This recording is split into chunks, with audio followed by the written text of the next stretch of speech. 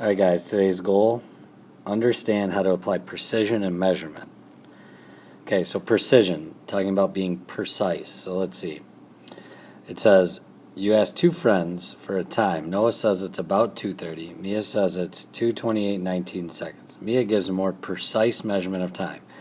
See how this clock only has approximate hour and approximate minutes. This has exact hour, minutes, and seconds, so it is more precise. So let's look. It says precision is the level of detail that an instrument can measure.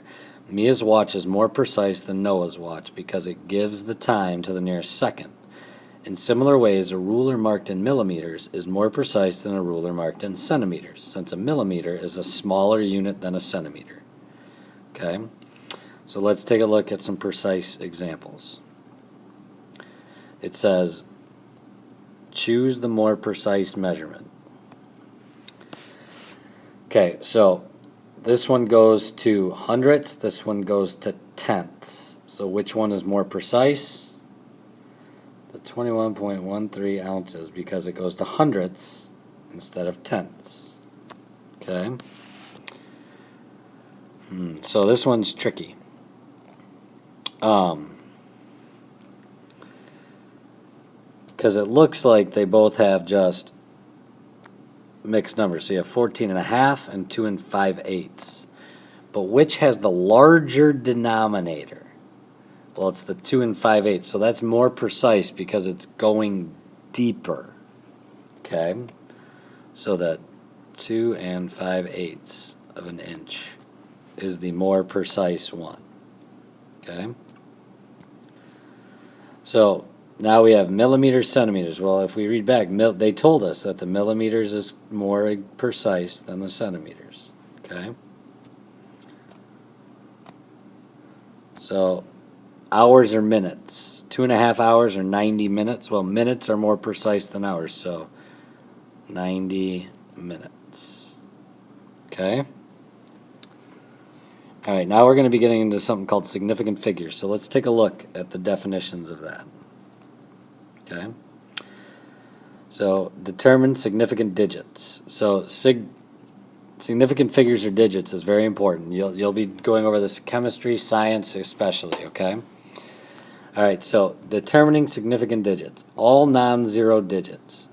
So if you have 281.39, the significant digits is all of them. So there's 5 significant digits. Now here, zeros that are to the right of both the last non-zero digit and the decimal point. So let's look at this. See how you have 0.00? Those 3 are not significant, but see how you have the 70 after that? 0 after is a significant digit. So there's 2. Okay, this is a very big key concept. Now, the zeros between significant digits. See how you have a 5 and a 7 with zeros in between? That means they are significant because they're in between. So again, look.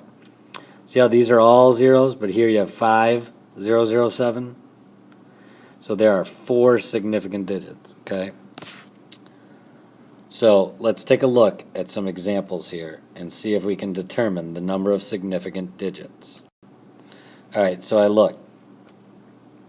We have 8002, so there's those, and then the 0 comes after. So remember the 0 after, like right here, is 2. So this one has 1, 2, 3, 4, 5, because it combines this and this. So we have 5 significant digits. Here, all the zeros are before it. So it's more like these ones, where they didn't count. So you have not a significant digit, not a significant digit, not a significant digit, significant. So it's 5. So it's 1. The 5 is the only significant. So it's 1 significant digit. Okay? Now, here, though,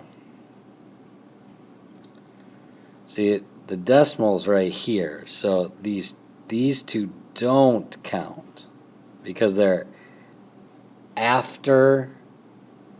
previous to a decimal place value, but they're after the whole number. So it's just 1, 2, 3. So it's 3 significant digits. Okay, so there's significant digits and some precise. Let's take a look at some operations that deal with significant digits now. All right, so this says, perform the indicated operation. Write an answer with the correct number of significant digits. So first thing you look at is, what is the number of significant digits? Well, this one has 4. This one has 3. You always use the smaller amount. So we want 3 significant digits.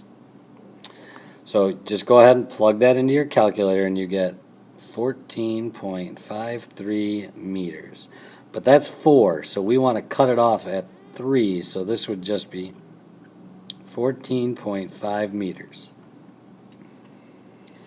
So again, here, let's look at the next one. Here we have 1, 2, 3, 4. Here we have 1, 2, 3.